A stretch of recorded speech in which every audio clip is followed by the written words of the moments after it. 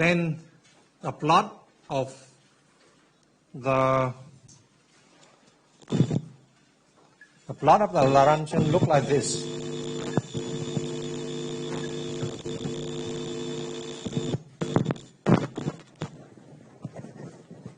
Okay,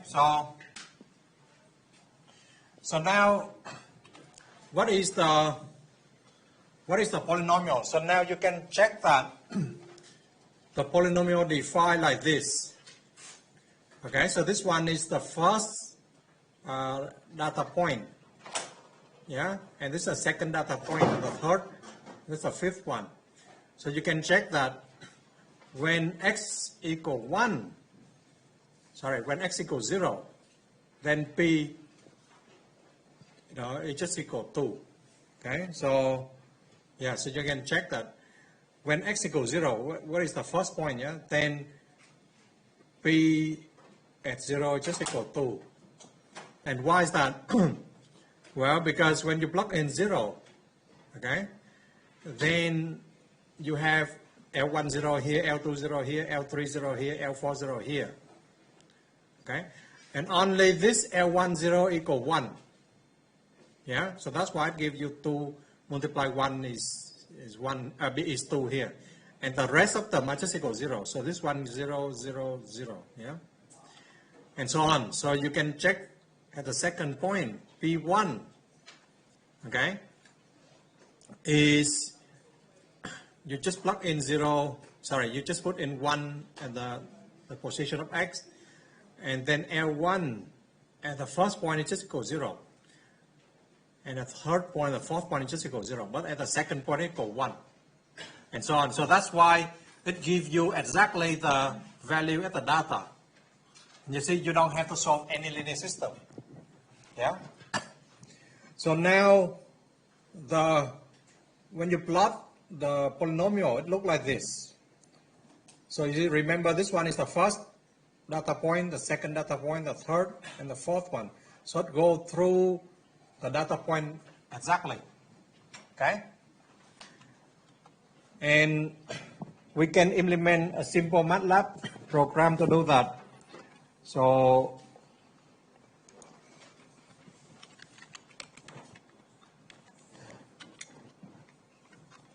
this program is in Moodle, so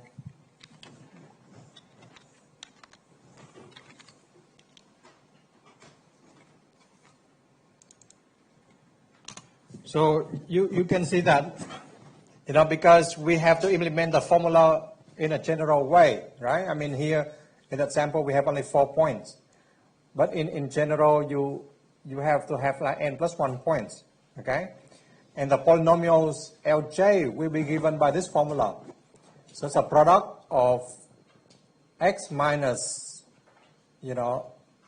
xsk for k different from j. Yeah, so it's a product of all those terms like this. And the bottom is just a product of xj minus xk, j different from k. Yeah. So then this is the loops. So you can see that it's very straightforward from the formula. And then we run it. So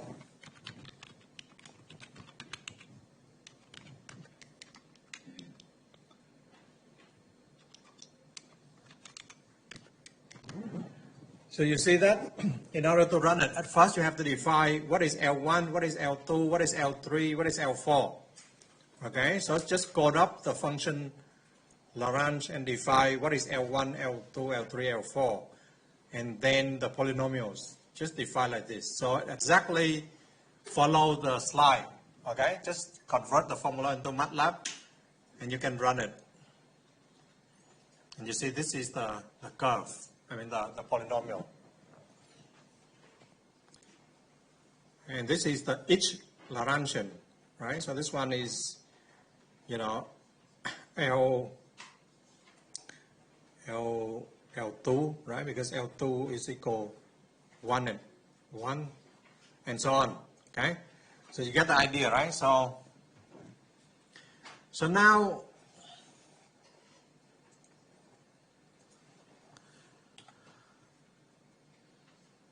is this one? Maybe skip it.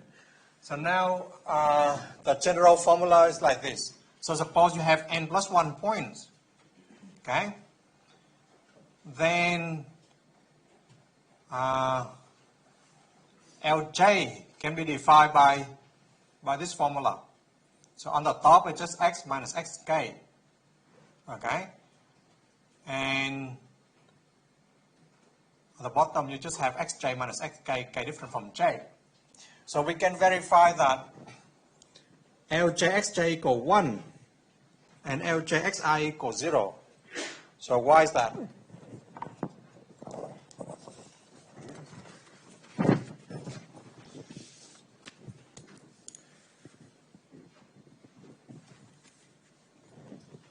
So suppose I just look at the formula. Okay, so this is the general formula.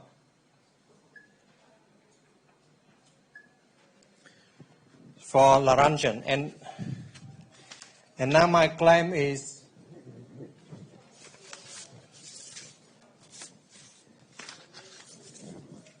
Li.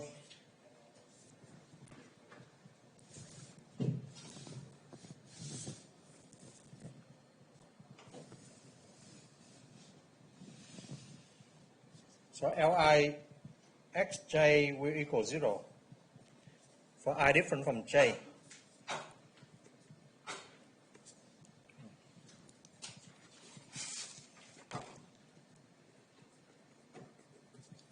Okay, and why is that? Well, because now you just look at the definition, right? So well actually I want Ljxi, but anyway, so Ljxi, yeah? Just the same, yeah? So now if you dry Lj x, okay, xi, yeah, then you plug in the formula on the slide, then you have xi minus xk, right, over xj minus xk. Okay, so it will be a product of k from 1 to n plus 1, and k has to be different from j. Okay? So then now you see that I is different from j. So I different from j, then can I equal k or not? So you see, because I is different from k, sorry, I different from j, yeah? And k run from 1 to n plus 1. So at least there must be a k. So there must be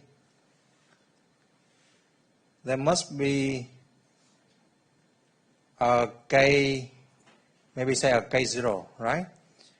So that I equal k0, identical, right?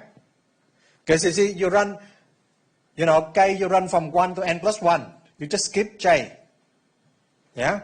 And I different from j. So therefore, I must be equal some k0. Okay, so it means that there's one terms that it equals 0. So there's xi, xk. So at that point, then xi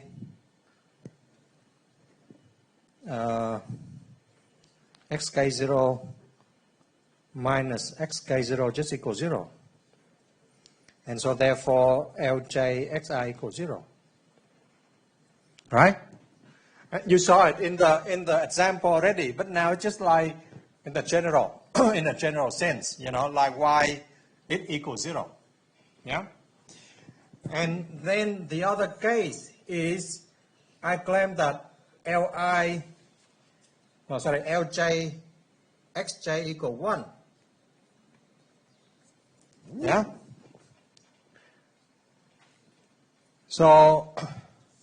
So Ljxj is just equal, sum of xj minus xk over xj minus xk. K different from j. And you see that xj over xk over xj minus xk is just a product of 1, right? So just 1, 1, like n times. So therefore this one just equal 1. Yeah, so that's why you have that property. So you have the property that, L Jxj equal 1. Yeah. And now my claim is this polynomial will interpolate the data. Okay, so now my claim is if I take P equals sum of Yj, Ljx, j from 1 to n plus 1. Yeah? Then Pxk, okay, will equal sum of Yj, Ljxk, j from 1 to n plus 1. And remember this one. So this one equal 1 only when j equal k. Yeah, and equal 0 otherwise. So therefore you have only yk Ljxk. Sorry, lk xk, yeah? Because the other terms are just equal 0. So therefore this one just equal yk. This one is 1, yeah? K from 1 to n plus 1. So you see that the polynomials pass through the data exactly. Okay? So that's why this is interpolating polynomials. And so now I ask you one question, yeah? So now, so that is the Google form, yeah? So now suppose you go to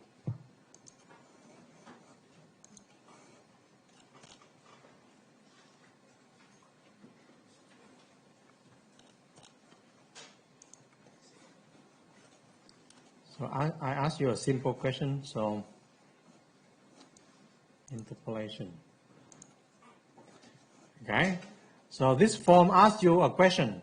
Now go back to the example. Okay, then I ask you to find out a cubic Px that satisfies the interpolation data. So now which one is the correct polynomials? So now I have 3 choices, okay? So now I have 3 choices. So which one is the correct polynomial? So, or none of them, or all of them? Well, this one is related to the uniqueness, like given like 4 points. How many cubics you can have to go through 4 points? Huh? And why? I mean, try it. So now which one is the correct polynomials? So let me check anyone answer.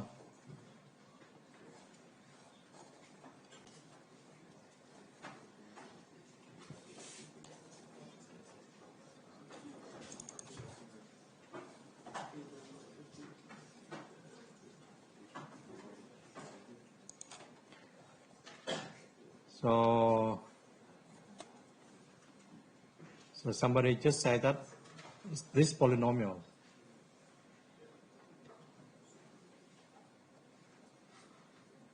And the other say that this polynomial. Well, see, the orange one was the Lagrange polynomial, the sum of three Lagrange polynomials, yeah? And then how about the other people? So there is no responses. So you just check, which one is, in your opinion, which one is the correct polynomial? You know, at least I show you there is a polynomial that goes through 4 points, yeah? But now the next question is whether that polynomial is unique. Okay? I mean, do we have like one polynomial, two cubics, 3 cubics, or? Huh? Or an n-degree polynomial, if you're going for n points or n plus minus 1 is, yeah. then it would be unique. It's be unique, yes. So that's a theorem, yes. But now in this case, then why I have 3 polynomials? I mean, why I have 3 choices? So, I mean, which one? If you say it's unique, I agree, yeah, by the theorem, yeah. But now which one is the correct one?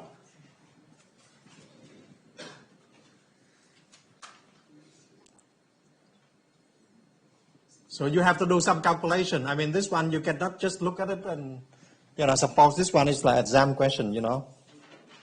So then you have to check, you know, like which polynomial is the correct one. Okay, assume that you know it's unique, yeah. But then can you check which one is the correct one?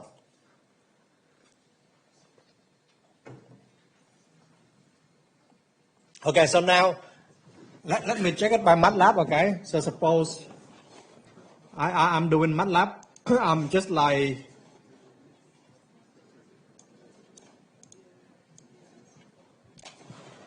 so I just, you know, like P1, okay, is my first choice.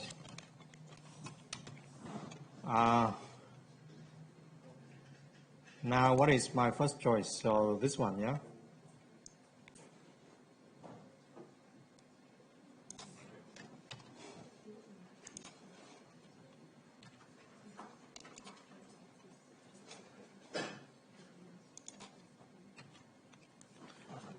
I cannot cut and paste.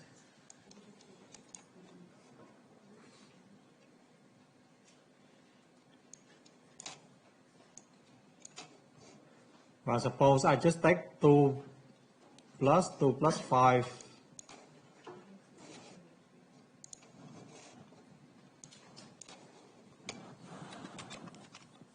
Two plus 5x plus or minus 6.2x squared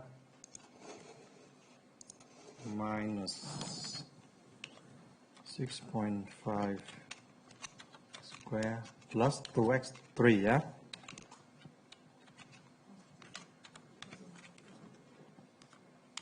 So this is my first choice, yeah? And now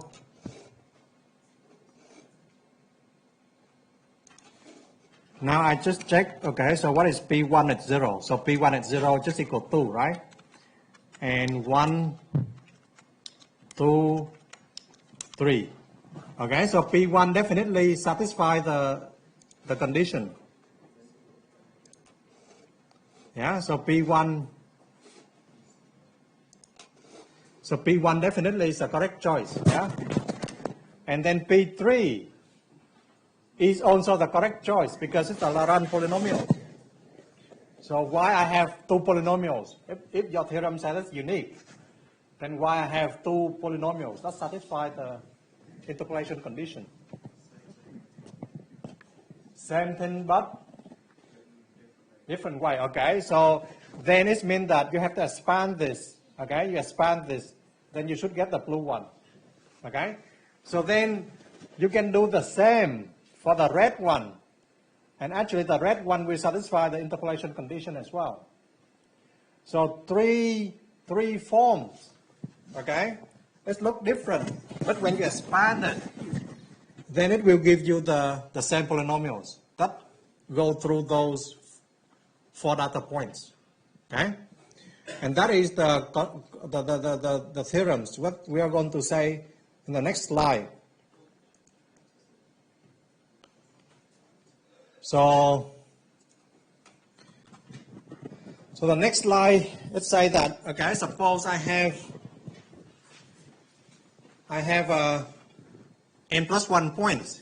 okay, then there exists a unique polynomials with degree n or less that go through the data. Yeah, and the proof is just based on the fundamental theorem of algebra. So suppose that you have a polynomial q of degree n, then you can always factorize out in n factors like this, okay? But, you know, I mean, those number could be a complex number, yeah? So take a quadratic, you can factor into two factors, yeah? One for the first x minus the first roots, and the second is x minus the second roots, okay? And, you know, I mean, you use complex number, so you always have the roots anyway, yeah? And in general, if you have a polynomial degree n, then you can factor out like in terms of n factors like this, linear factors, okay? Z1 up to Zn are just the roots of the polynomials. So then, now we know that there exists a polynomial that interpolates on the data. And now the uniqueness, okay? So uniqueness, this means that the polynomial is unique. So now suppose I have another polynomial, say polynomial q, that also interpolates the data. Then you just take the difference, okay? Then what I want to show is, I want to show that p minus q has to be identically 0, yeah? And, well, I just take the difference and then I evaluate on the data point. So we have n plus 1 data point. So p minus q equals 0 on the data point. But it's not enough, right? Because, you know, I mean, p minus q could be like this.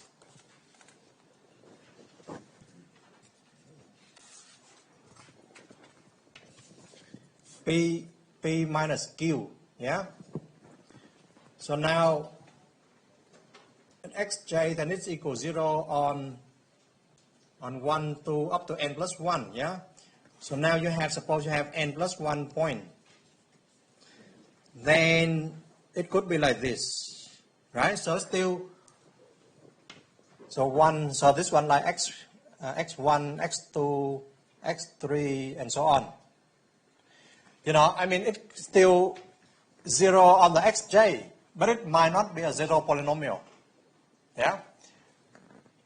And now we have to do something. So we use the fundamental theorem of algebra. We say that p minus q, okay, has to be the factor of m zeros of the polynomial p minus q. And m here has to be less than or equal n. Why is that?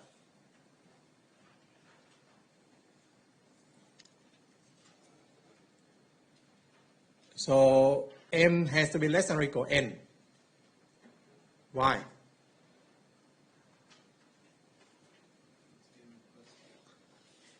Huh? In question, like in the setup, because Q also has degree n or less. Yes, because P and Q have degrees m or less than n. You know, I mean, it couldn't be more than degree n, right? Because that's what we assume. You know, we assume that both P and Q has degree m less than or equal n. So, and then you can factor out only into m linear terms like this. And then, you know, you just plug in x equal xn plus 1, yeah? Then every terms here are non-zero because xn plus 1 is way beyond the range, you know, of x1 to xm. So all those terms are non-zero. So therefore the constant a has to be 0. And if the constant a equals 0, then p minus q has to be equal to 0. Okay? Identically. Yeah? And so therefore, you know, I mean, it's a 0 polynomial. So you don't have this case, you don't have this case. Yeah? Because it's a 0 multiplied by something, so it always equals 0. So that is the uniqueness. So now in MATLAB, like they have a function called polyfit that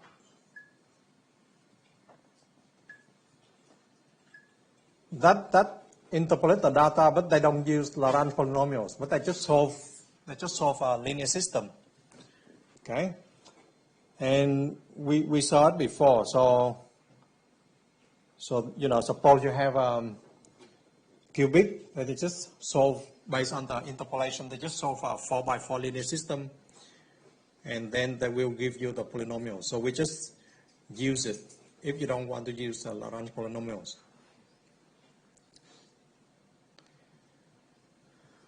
So now, MATLAB use that matrix, and that matrix has a name. So let me say what is a Van der Waals matrix. So Van der Waals matrix is, so suppose go back to the original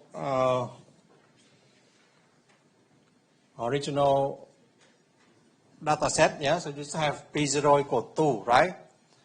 And then P1 equal 0 and P2 equal -3 and P3 equal 5. Then you just let the polynomial to be like A0, A1x plus A2x squared plus A3x cubed, yeah? Then P0 equal 2 is equivalent to, A0 plus 0 here, yeah? So like A1 0 plus A2 0 plus A3 0 equal 2, right? And then P1 equals 0, it's just A0 plus A1 times 1 plus A2 times 1 square plus A3 1 cubed equals 0, yeah? And so on. So you have four conditions, right?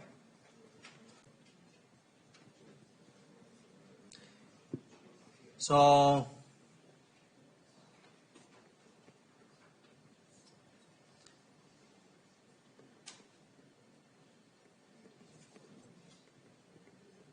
you have four conditions like this.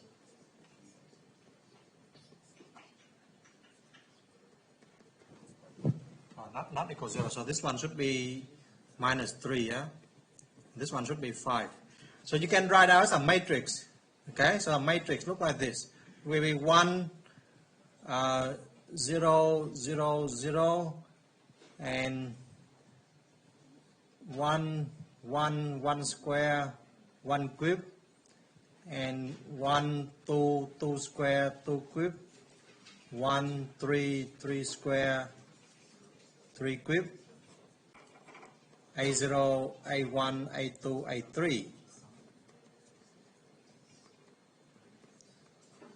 Okay? And this matrix can be generalized. Okay? So in a very general form, then this one is just 1 x1, x1 square, x1 cube up to x1n, right? Then 1 x2, x2 cube, x2 square, x2 cube, x2 to the n. And then you have xn, should be xn plus 1, yeah? Up to xn plus 1 to the n. And you have a0 up to an, and then you have y1 up to yn plus 1. Okay, so this one is just for the example, but in general you can have like this, right? Because you have n plus 1 points, yeah? And then this matrix, people call it a Van der Waals matrix. So Van der Monde is the French mathematician who came with this matrix a few hundred years ago, forgot.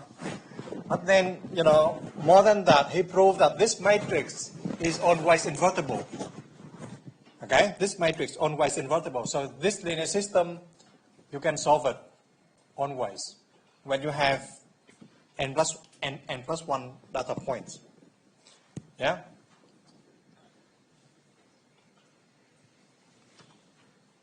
So this is the name of the matrix is Van der Monde matrix. And then MATLAB just used this method to find out the coefficient of the polynomials.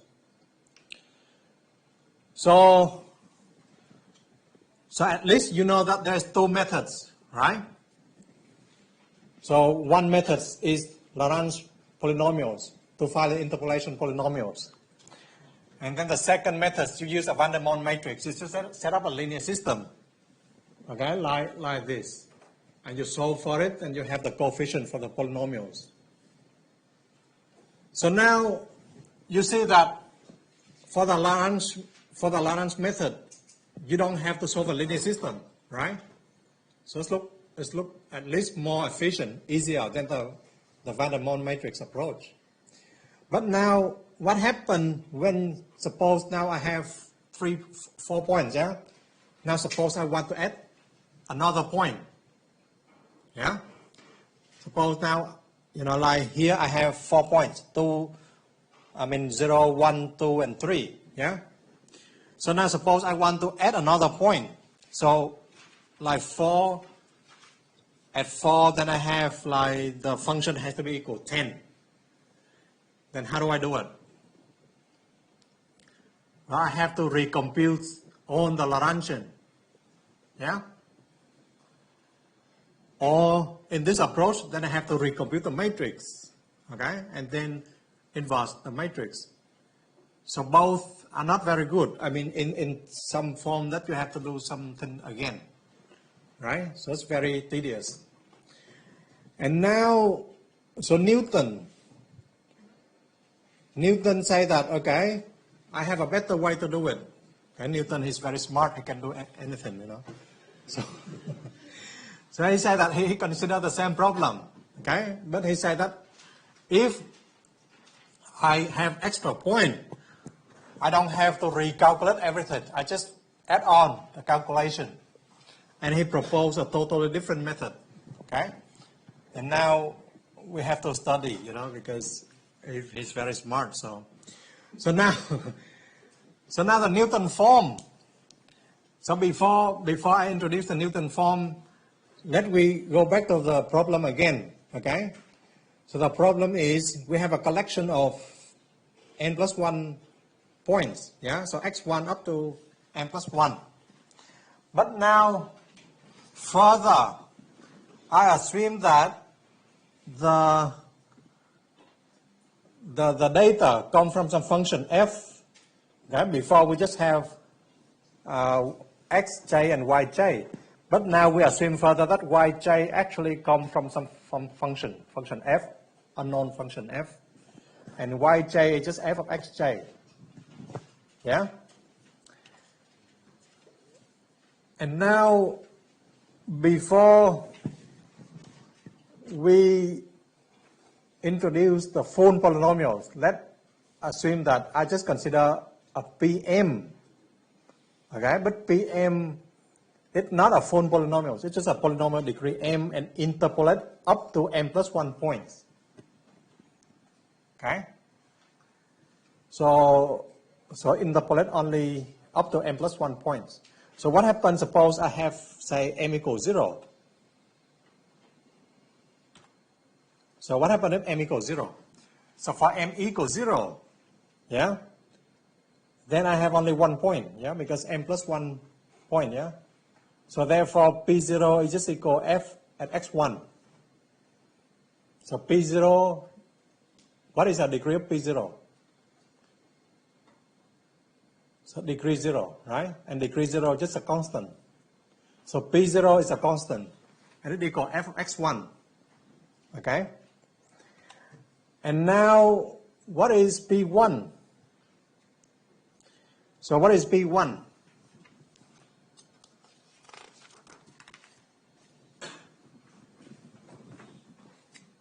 So what is P1? So now P0, so suppose I have P0 is just equal f of x1, yeah? Okay? So by definition, P1, yeah, has degree 1, yeah? And P1 has to equal f x1, right? Because j from 1 to m plus 1. So this one is m equals 0, yeah? And this one is m equal 1. So P1 x1 has to equal fx1, yeah? And then you have P1 of x2 has to be equal f of x2. Okay? Because this is a definition. Remember definition. So if I put m equal 1 here, okay, then j run from 1 to 2. Yeah? So I have 2 points. And then P1 x1 has to be equal fx1, and P1 x2 has to be equal fx2. So what is P1?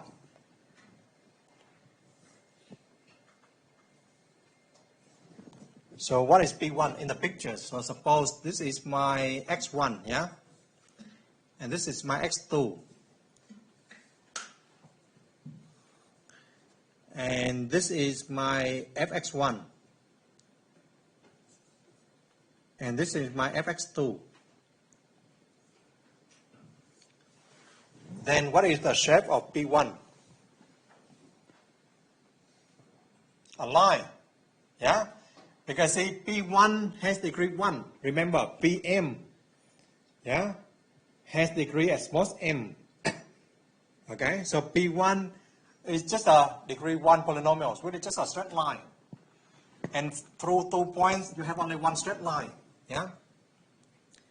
So this is my P1. Okay, so P0 is just a constant, right? So P1 is just a line, yeah? So then what is P2?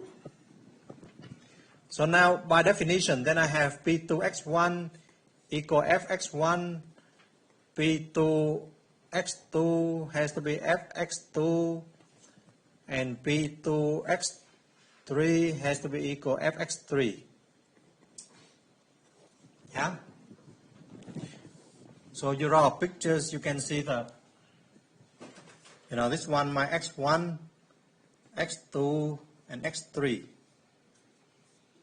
And I have f of x1 here, f of x2, and f of x3.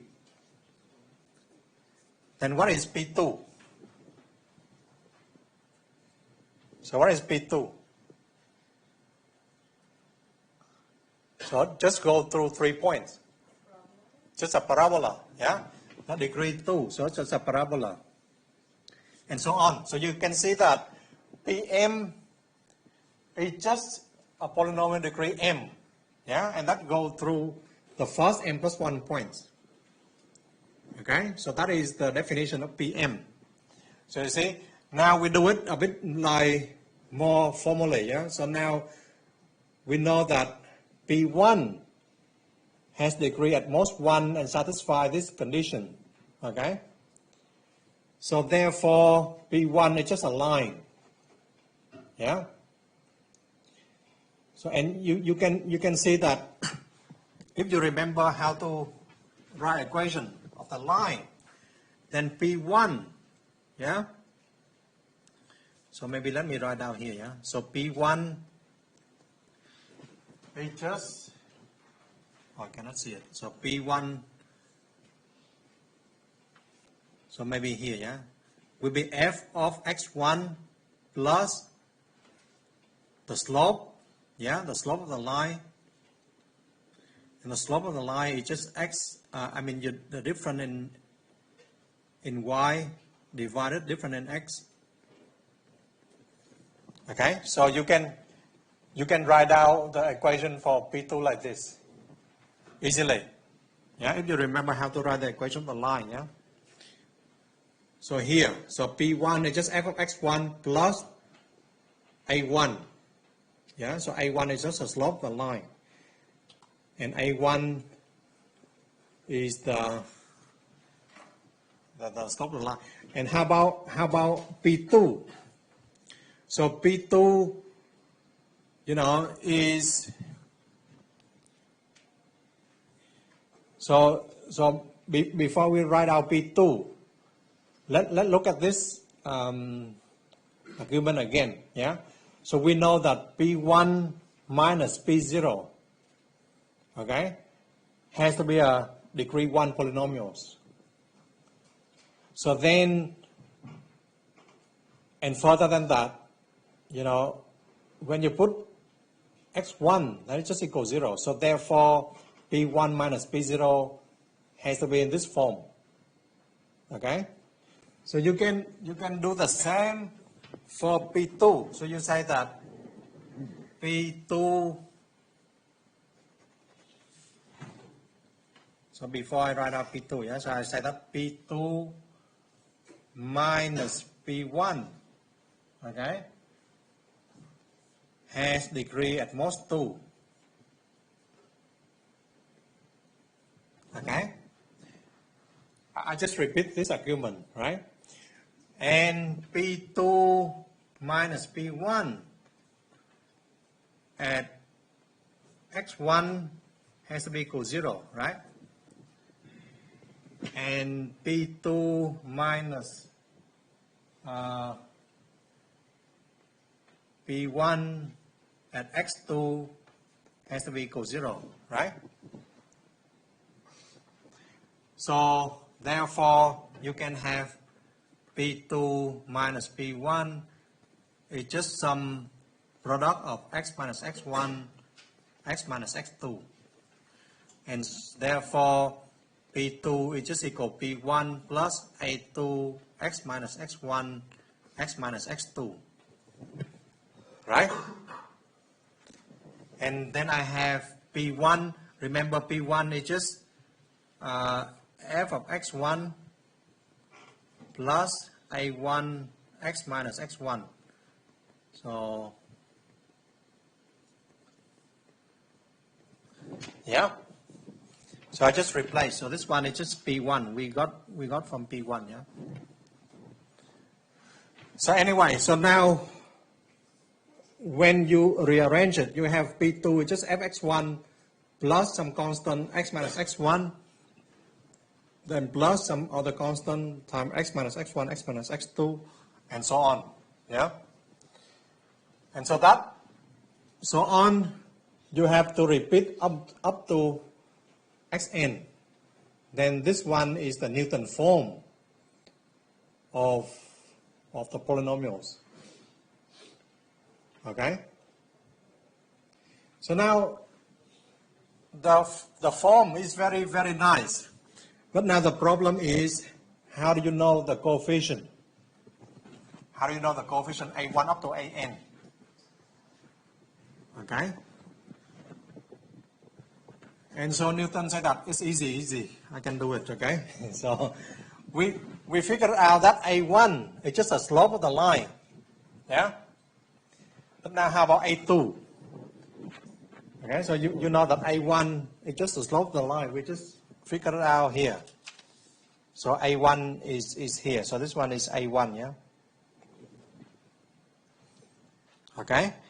And now how do we figure out A2? So in order to figure out A2, so let we consider, okay, so this is, yeah, the general form, yeah. So in order to figure out A2, well, before I discuss, let's give a name for this. So the name AJ is called the divided difference coefficient, yeah? So divided difference coefficient, or maybe just divided difference of the function f with respect to the point xj. Okay, and you have, instead of the parentheses, you have a square brackets. So it's just a notation. Okay, so now go back to the, and the coefficient is just the coefficient of x to the j in Pj, yeah? Okay, so now go back to the divided difference coefficient. So with a new notation, yeah, so I have with 1 point, then it's just the value of that point, okay? And now with 2 points, yeah? 2 points, then it's just a slope of the line, okay? So just fx2 minus fx1 over x2 minus x1. So we saw it already, yeah? So this one is like a1, okay? Or with a new notation, you know, we call the a1 here is a divided difference coefficient of x1, x2. And it's just the slope of the line that go through the data and x1, x2. And now how do we compute a2? So now, okay, so this one can be generalized, you know, suppose I replace x1, x2 by xj, xj plus 1, then this one is just xj plus 1, xj, and xj plus 1 minus xj, okay, so now 3 points, yeah, okay, so now we go back to the example before, yeah, so I have P1 with the new notation is given by this, okay, so this is a divided difference coefficient between x1, x2, and the coefficient A2 is just the divided difference over x1, x2, x3, okay, so far so good, yeah. So now what we want to do is how do we compute this divided difference over x1, x2, x3, yeah. And now the idea is you consider these pictures. You consider these pictures, the parabola, yeah. You consider these pictures again, yeah. And now what you are looking at is, you know, this one is my P1, the red one. Yeah. And the green one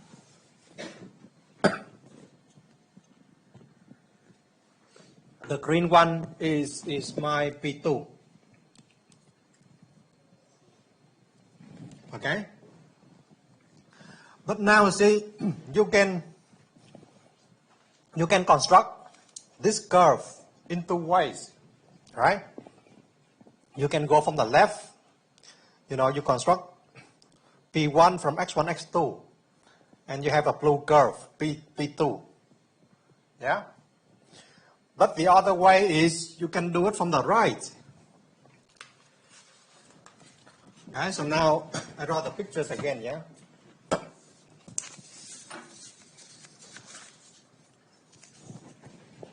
So I have this, I just zoom it bigger. So x1 here, x2 here, and x3 here, yeah?